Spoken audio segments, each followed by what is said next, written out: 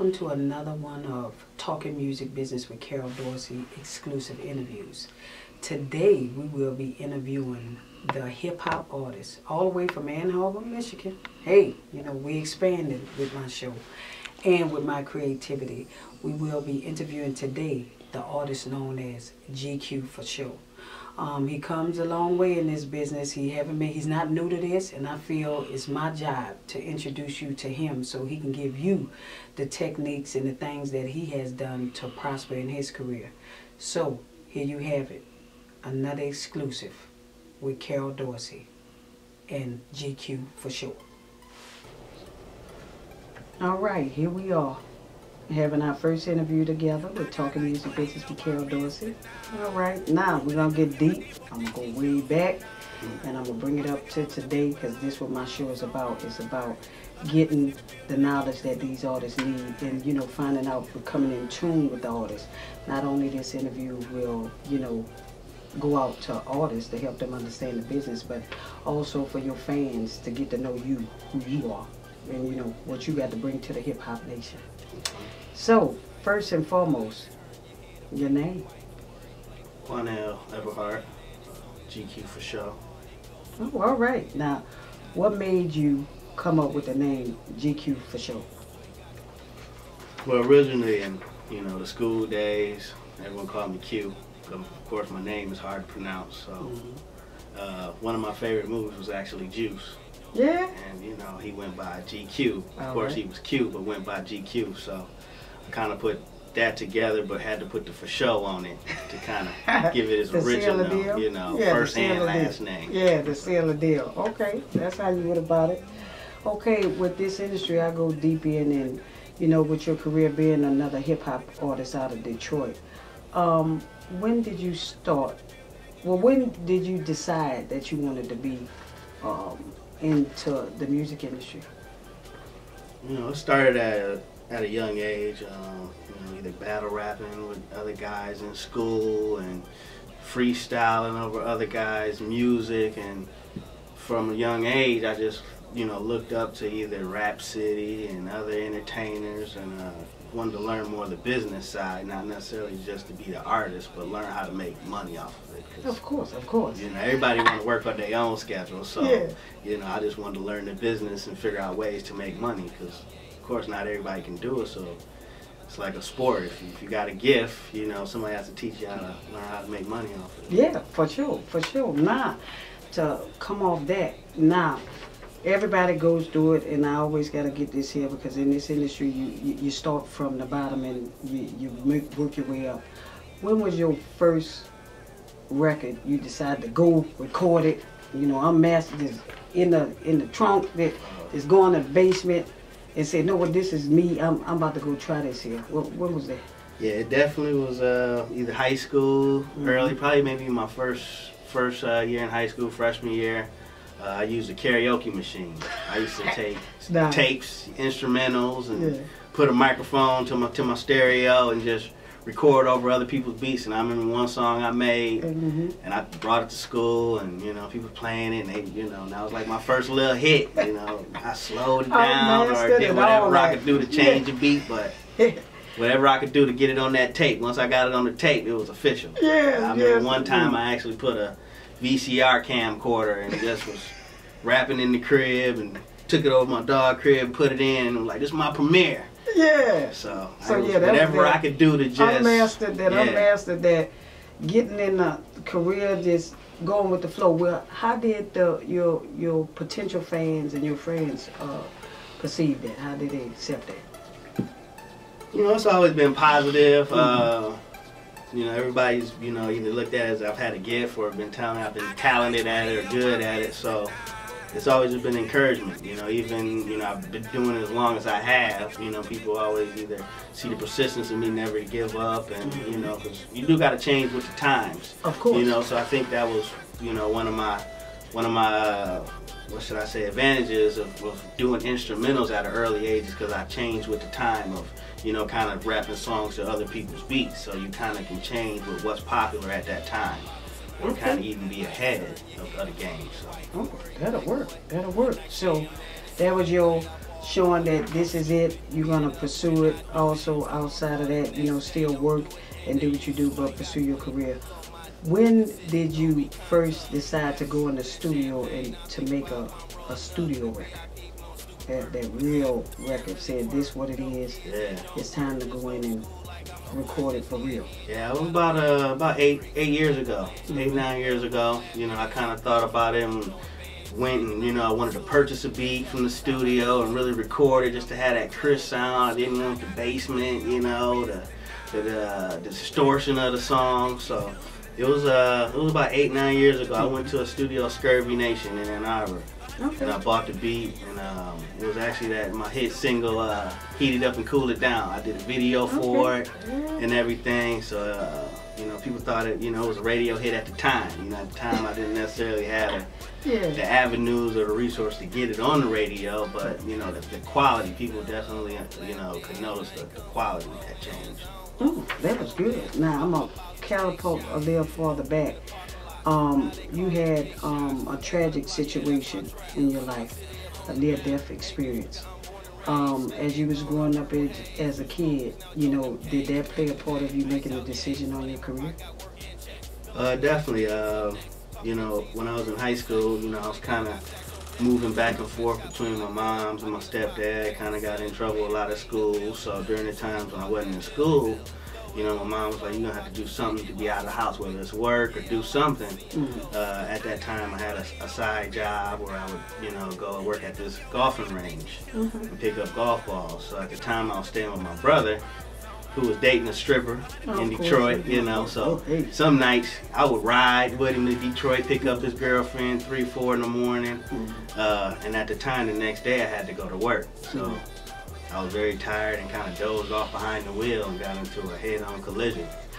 So, you know, it was just for something that fast to happen and, you know, you could be gone, and kind of thought like, hey, this is maybe a second chance to follow really what I want to do and not what, you know, sometimes you have to do as far as, you know, everybody has to go to work, but you sometimes need that motivation to pursue a dream. So. Of course, of course. Also, you know, with your rap style of music, when you decided to put the pen to the pad, what artists you looked up to as growing up, learning the music industry and you becoming a rapper? What was your artist, who artists that you looked up to kind of help guide you? It's definitely kind of tough to narrow it down, but if I had to narrow it down, I would say definitely Tupac, you know, just because he was a no-nonsense artist, you know, so he kept it real. He praised the community, he had love for the black woman, so it was always something you could relate to, just an everyday artist.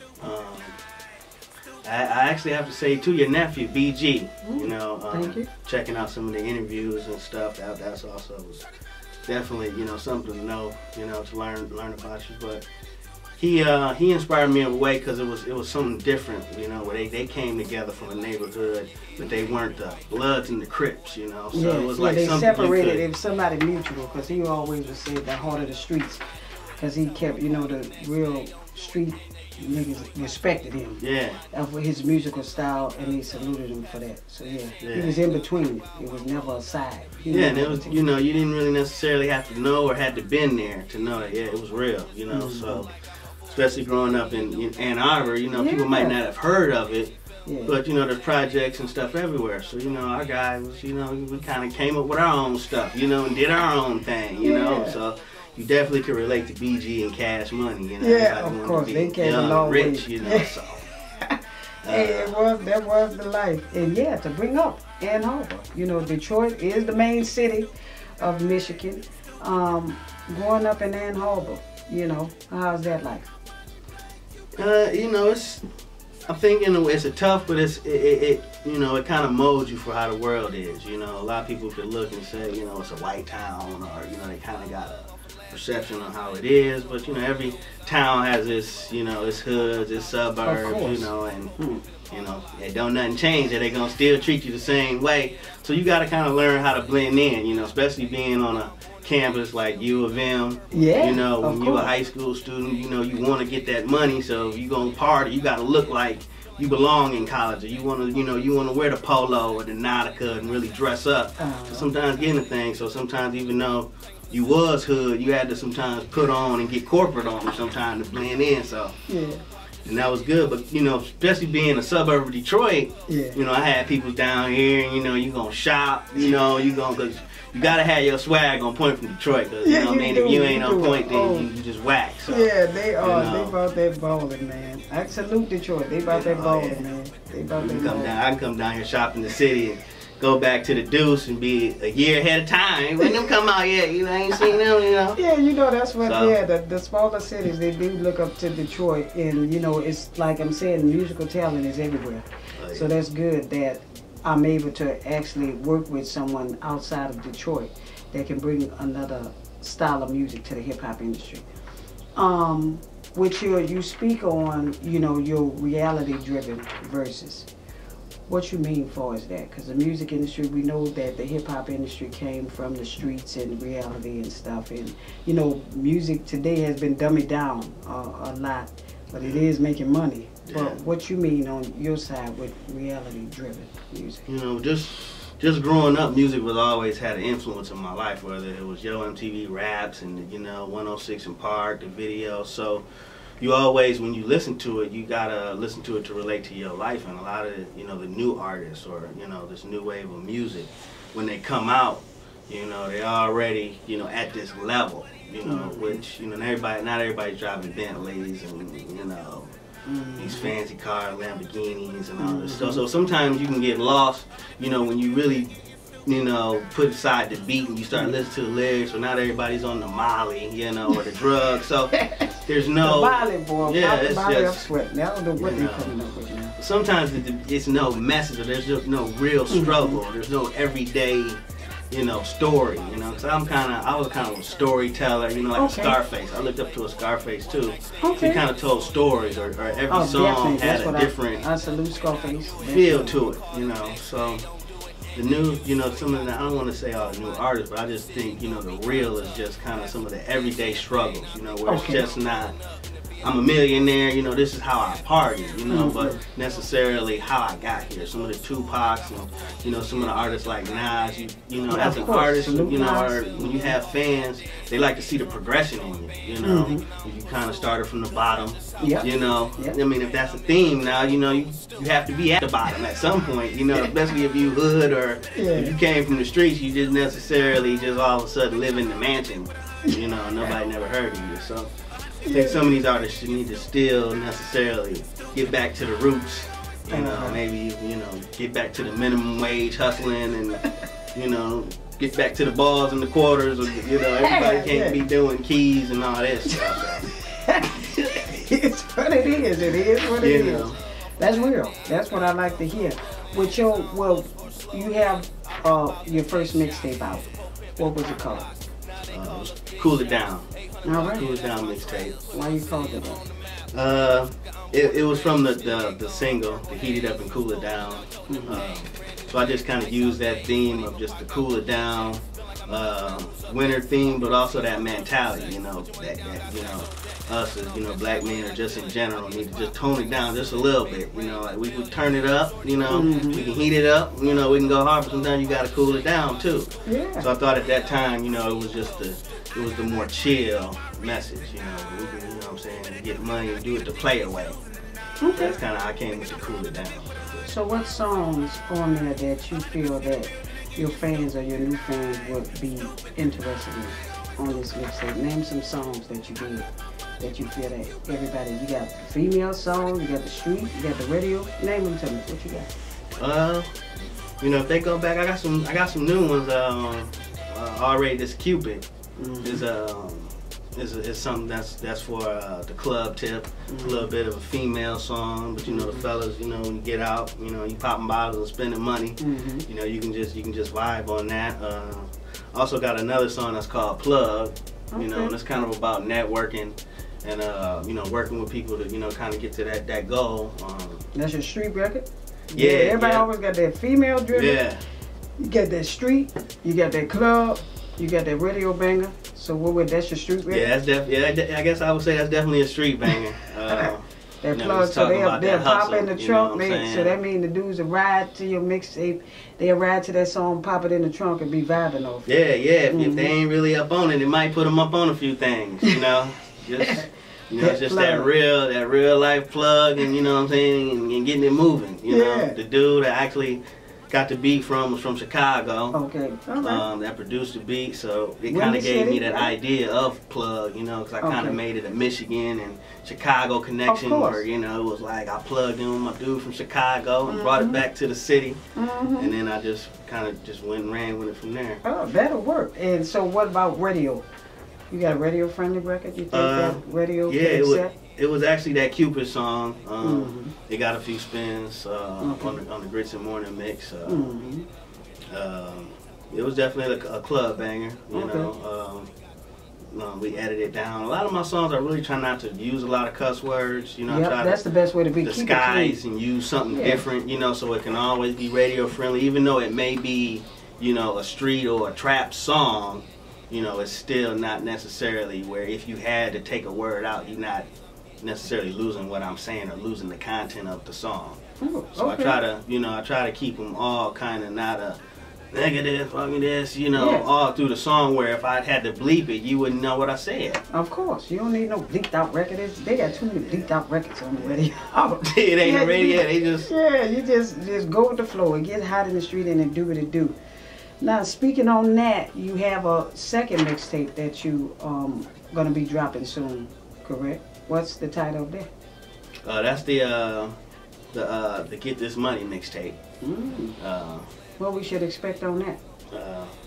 Excuse me. So I actually confused the two and had actually mentioned the newer songs, but those were the plug, the plug and the Cupid were actually on the new mixtape. If I could correct myself, the older song, the first mixtape that I dropped had some chick friendly songs. Deal With It was definitely a club banger, where you know it just kind of talked about how you know sometimes you know the side chicks you know just gotta kind of deal with it, you know, and you know play the role. I had another club banger that was called Pop the Top. All right. So it was just kind of the thing. Pop the bottle, you know, and we came in and hit the stage. That was kind of like we geeked them up. You know, let's spend the money, let's tip the bartenders. You know, let's pop some tops. And another song I had on the other one to cool it down was Mean Lean in the Whip. Oh, okay. So everybody kind of loved that. It kind of had its own little that sounds like that gangsta appeal. You know, when you ride, you lean mean in the whip. You know, so kind of just had that good beat. So it was just some riding music. Okay. So I definitely had a few little bangers. Another one on there was Silly Paper. All right, Silly Paper. What the hell? Yeah, you get Silly Paper, people start acting funny. Oh, hey. So, when you ain't giving it to when you ain't giving it to them, they can get funny. So, that's what the Silly Paper so thing I can was see about. now, I understand people listen to what he's saying, that reality-driven versus he keeping it 100. Yeah.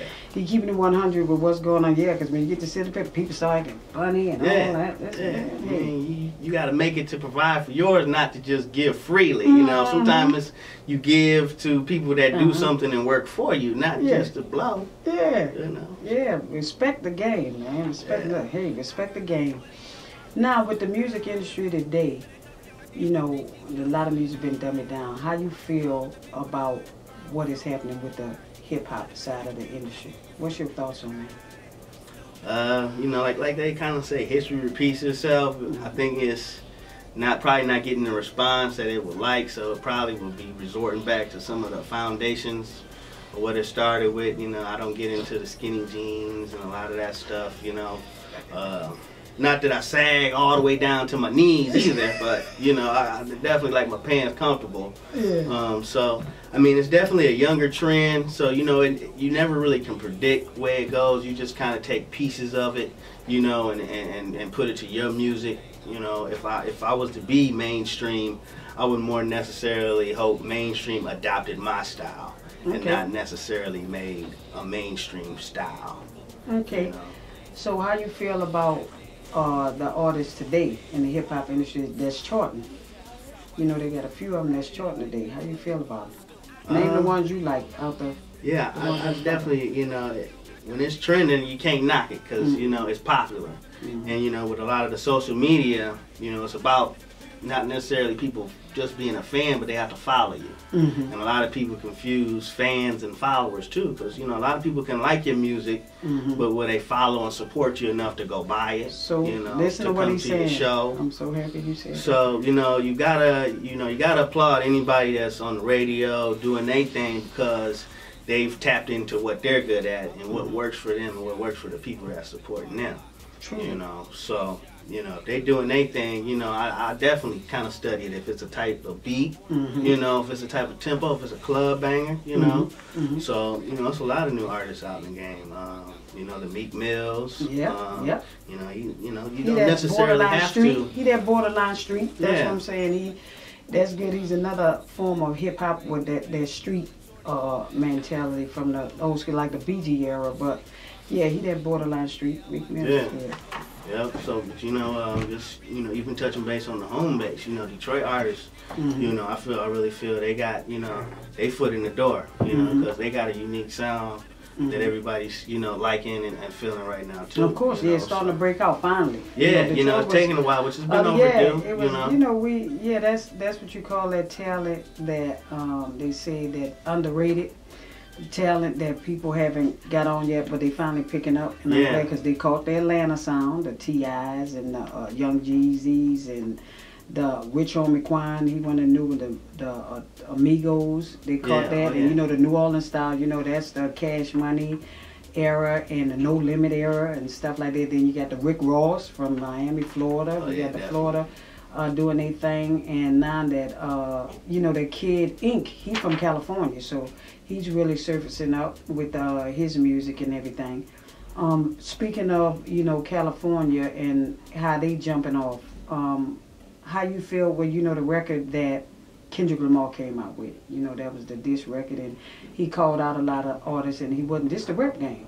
So my perceptions of it, I respected him because know what? He didn't say, he said no disrespect, but I'm murdering you niggas. And, you know, he came out in the same era they came out in, and you know, he lyrically can rap. He's a true lyricist. So how did you take that? A lot of people hated on it, a lot of people saluted, but what's your perception of it? Yeah, I mean, it's, you know, from an artist and from a professional standpoint, it's a thin line, you know, it's kind of like sportsmanship, you know, because not everybody plays the same position. So when you say you killing niggas in the game, how are you? You know, you may necessarily be doing it lyrically, but how your money situation, you know, how your family structure, you know, so for me necessarily not to know him personally and not to know he has a history, you know, I kind of thought, you know, maybe it might have been a little bit disrespectful. Even though he might have said it wasn't disrespectful, I mean, you know, that's where the word sneak diss came from. I mean, I guess, you know, but I respect it because when you get more money, you're going to have more things to say. And you may not be in the same position than once started. So you're looking at people you might have started with a little bit different because maybe they didn't hustle the way you hustled and they didn't put in the effort. So. But now, speaking on that, what he said is, did you think he, because like I said prior, that the music industry is dummied down now, the hip hop side. So you think he called it out to get these guys to step up their game? Because that's what all rap battle is about. I think my perception, he took it as, you know, step your game up, stop dummying down records. Put your lyrical swag on it. I guess, but you know, if somebody's swag is one way, if they're stepping it up to a way he would want, then they're changing their swag. That's kind of how I look at it. You know, so it's kind of hard for him to say step it up. And now if this was battle rap and he just wanted to call out a particular artist, he called out 5 of them. You know, I mean, it brings juice to the game. It does bring juice to the game. I mean, it's like Richard Sherman and Michael Crabtree. You know, they had a little side thing. So, I mean, it's always sometimes some behind-the-scene things, too, though. You know, a dude never gonna call another dude name out unless it's some behind-the-scenes, something about a woman, something about some money. You know, so maybe they had a little something behind the scenes nobody knew about, so we called them out. You know, maybe they, you know. I don't necessarily. I'd rather be the richest than to be the best. I know that's right. I don't necessarily get into challenging people. Or, yeah. You know, I never really got back into the battle rap scene because that's not necessarily. I'm not concerned about other people. I'm more concerned about how I do. Yeah. So if they slacking, that make me look better. You know what I mean? I mean, if you speaking for the industry, then you know, maybe later when he become an AR president of a label, then he'll be evaluating talent that he want to sign. Yeah. That's the best way to go. I like that. I like your answer. You speaking, you taking it more of a business perspective, and I respect that in your answer to that. That was good. It's like somebody telling me how to dress. You know, I mean, I don't wear skinny jeans. You know, you might think, you know, it just ain't. It might not be my style. You know? A lot of my dudes or a lot of my people in my street might not listen to that. So I gotta say something that they can relate to. I ain't gonna change my style up for these people when I'm speaking to this fan base, you know. So sometimes it's about pleasing the fan base. You know, when artists start getting into pleasing other artists, the music suffers. Yep, it does. Because I don't want to hear two guys or, you know, a rap beat going on when I'm trying to be at the club having a drink. Can I get something to dance to? Can I get something, you know, to maybe pull a chick to that I can ride up on, or, you know? Because next thing you know, it's going to be, I'm going to shoot your ass, you know? Now you went too far on it. So, you know. Yeah, you're right. I respect that. With the hip-hop industry today, you know, a lot of these hip-hop artists is in the tattoos. You know, the tattoos is the main thing that's going on. They have TV shows about tattoos. Oh, yeah. Bad ink and all that. So, what do your tattoos represent? You have tattoos? And what they represent? I got a few. You know, I ain't went all the way out. Cause you know, who knows? I might have to, you know, I got a 9 to 5. You know, you never know. You know, I can't be covering up everything on my body. But I got a few that just... They symbolize, you know, either who I am and what I stand for.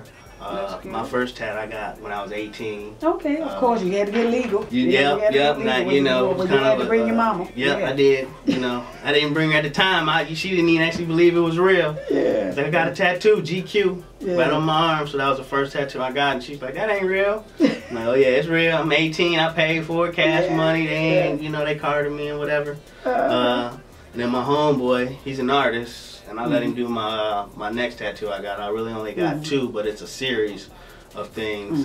It's kind of got a shaded out image of a person holding up a chain and a medallion. Oh, that's sweet. You know, because I do feel that, you know, sometimes that's just our drive and that's our image, or we can kind of be stereotyped, but they don't necessarily know the person. Oh, so I thought that it was kind of deep. I put the words "get money" at the bottom of it, of course. You know, as a motive, you know, to always stay motive and you know, not lose focus on, you know, just as my music and what I'm doing these things for. And on the top of that, I got A Deuce, my city where I'm from. All right, that's it. You represent. That's good. Also, outside of this hip hop industry, you're a businessman, and you getting involved in other things inside the entertainment, which is a big thing, is the clothing line. Yes. So. You got your own clothing brand that you're trying to bring out, and I see you representing it right now. Yep, you know, the GQ FoSho, T-shirts and hoodies, you know, maybe coats and jackets, and expand. Because as an artist, you definitely have to have merchandise, not necessarily... You know, I don't like to use the word fans all the time, but, you know, for your fans, supporters, you know, supporters, your friends, you know, your family, you know, you got to have that merchandise not only to sell, to make money to support your business, but also to give away, you know, to let people know you appreciate the support. Okay. You know, so I definitely, you know, try to use this as another avenue, not only for myself but for others. Of course. So you branding, you have your merchandise on point, businessman off top.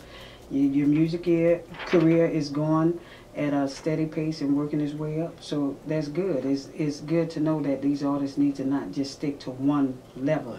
You know, definitely try to expand the business side, regardless in the entertainment. If you're going to pursue this, don't let it be just one avenue of payment. Let it be about 4 or 5 avenues at the same. You know, generate different incomes in this entertainment business. With you as a person, what could you tell your supporters, as you and your new supporters to come in? Who are you outside this music business? Outside everything, who are you? Well, people that know me and the people that don't, I'm just, I'm first off a loyal person, you know, because if you're not a person that I really want to work with, I'm not going to deal with you to begin with. You know, once I kind of see any type of shadiness, probably not going to deal with you, because a lot of things you're going to invest in time and money. Of course. And them things I don't really be having to waste. At all. You know, I'm a person that's, you know, very dedicated, you know. Growing up, you know, I set goals, you know, small plans, and tried to reach it, whether if it was getting your hoopty car and painting it and then putting your rims and your sounds on, making sure you're good by summer. I was one of them people that, you know, just had to set small steps and do it. But, you know, people that know me know, hey, it might not be this week, but it's going to get done. All right. Going to the question again is how, what is your downtime when it comes to, you know, putting your pen to the pad? How you go about doing your lyrical talent? Yeah, usually, you know, might have me a little something to sip on. A lot of times I use my headphones when I'm in the crib. Sometimes I do use the stereo, but I put my headphones on where I'm either upstairs or downstairs, maybe even sometimes outside on the balcony. But I just zone out. A lot of times I kind of freestyle a song, as they say, come up with a few bars. Really feel how it sounds and then write it down.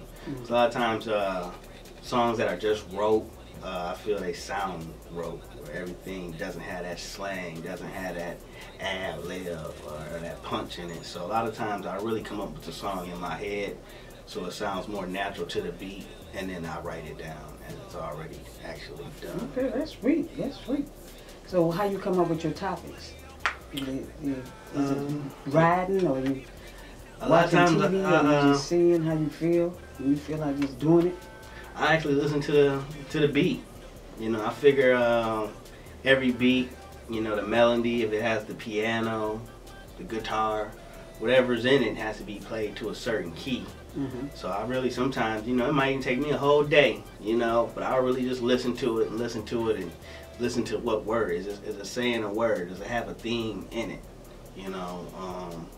With me not necessarily just being an artist, I buy a lot of my beats from producers. Some, you know, may have a name to it, so I may not necessarily name that song that, but I know that that name or those words may be in it, you know, because that's how they created the actual track melody. So I really just write to the beat. I try not to have really songs that are pre-wrote and then make them fit to songs. So I really just listen to that beat, listen to the melody, and just listen to what it gives me and just come up with whatever theme and title. Sometimes I actually come up with the verse first, and if it's something really catchy in that verse, then I just pull that one bar or that one word to say, yeah, this is going to be the title, or this is going to be the hook. Okay. Because that was a hot, you know, bar. All right. That's sweet, that's sweet. Where could your supporters and new followers be able to find you? I know you got the, you know, the Twitter, the Instagram, the fan page, name it. What you got? What you got? You know, GQ for show, GQ FOSHO. A lot of people put that A in there. I'm like, FO. From other shit, hustling outrageously. Yeah. Okay. You know? Yeah. But yeah, you can GQ for show on Facebook. GQ_FOSHO is my Twitter and Instagram. I'm also on Tumblr. That's also another social site. Yeah, that is working. So that's I keep all my things consistent. Yep. So if you know one, you got me all pretty much. What advice that you can give to this hip hop industry, to the people that's watching this, and what steps to help them, guide them in the right direction? What advice you can give? You definitely want to just keep it real. Keep it real with yourself. Give people real music, but also give them real quality. Go to the studio, get it mastered. You know, give them good quality, but also do the paperwork. Get it copyright. Learn how to, you know, actually create a real song where you're not just so stuck into the mixtape mindset. You know, do a real song. Get your rights, get your publishing. You know, so you can really have that sense of accomplishment. Because all it takes is one song. Yeah. Radio pick it up and somebody like it, and you know it's registered, right? You gone. You can do one hit and make you a million. Yeah. One single. Yeah. So get it right. Just that's what the counterpart of that. a lot of people getting stuck in that mixtape genre, and a lot of artists is losing money on that because they're giving away a lot of music. Yeah. To get their buzz up. That's why I tell all my clients, you know, there's nothing wrong with doing a few songs that you give away. But in any song that we plan on using for radio or that era, we registered and put it on iTunes and sell it, but still give them a taste to make them interested in your music. Nothing wrong with that. But they be giving away. They have a lot of songs that then blew up. Then got over 2-3 million downloads, and you ain't make a quarter of it because you gave it away and it was a hit. And then, you know, you do, as far as that concert wise, you will make your money, but you missed out on making publishing money and everything like that because you gave it away. And you know, with artists, gotta understand, if you got a hit record and that's that real hit, and you sit down with your team and you say it's a hit, you know, you do need to give away music for people to hear, but you still can register it properly. You still can register it and still get publishing on the behalf of, even if it is downloads. You know, so it's good to have your business in order, and definitely that's number one. Artists get strayed from that. Number one is your business, get all that done, because if you in it to win it, you gotta have the business part on lock, so it can, down the line, it can carry great value to you for the future revenue. So I'm probably even actually guilty of it, because like I use the title mixtape, but I don't really necessarily make mixtape songs. You know, I make songs from independent producers, and they're real songs. A lot of these, you know, younger artists, or just new artists, I should say, not putting an age limit on it, but they use mixtapes, and it's industry beats. It's other people's beats, you know, and they're writing lyrics when they can't use the song to sell it, you know. And I just feel like sometimes that's a wasted song, because you're using somebody else's beat to try to create a buzz or to get hot. But like you said, you could be losing money because you could have been selling it if it was your song. So where could they find your first mixtape? On iTunes, GQ FoSho, GQ FoSho, Cool It Down. The whole mixtape is on there. You can buy, you know, individual songs, any of those songs I named, or you know, you can buy the whole album, $9. Yeah, hey, it is good. It works. Yeah. What about your videos? What you got? Yeah, I got a few videos on YouTube. That Cool It Down was my original video. We actually had to redump it on YouTube just for the HD quality. Of course. It definitely was one of the first kind of local videos in my county, because you know, 10 years ago, people wasn't really just doing videos in the hood, you know. My brother actually shot it for me. He had came in from Cali.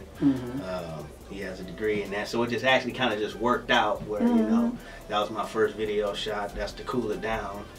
That's on YouTube. And The Plug, the song I did with my guy Rap City out of Chicago. Okay. That's also on there. And another video that I did with a few fellas from my hood, from the PLC to 800, What Goes Around. It was kind of shot. It's kind of hard to find, but if you type in What Goes Around promo, it should come up. Okay. You know, so you're doing everything. You got your visual, you got your music, you got your media, social media on lock, so you definitely leading in the right direction. Look, you got the proper management, Mad Money, so gotta have that. Look, you getting it together. You definitely following up on your career, and it was a pleasure as always. I look forward to working with you, with your career, and bringing you to the next level. And hey, let's get this money. 2014 is our year, and let's get it. So I salute you, and thanks for having this interview with Talking Music Business with Carol Dorsey. Thanks for having me. Peace. Let my money play Cupid.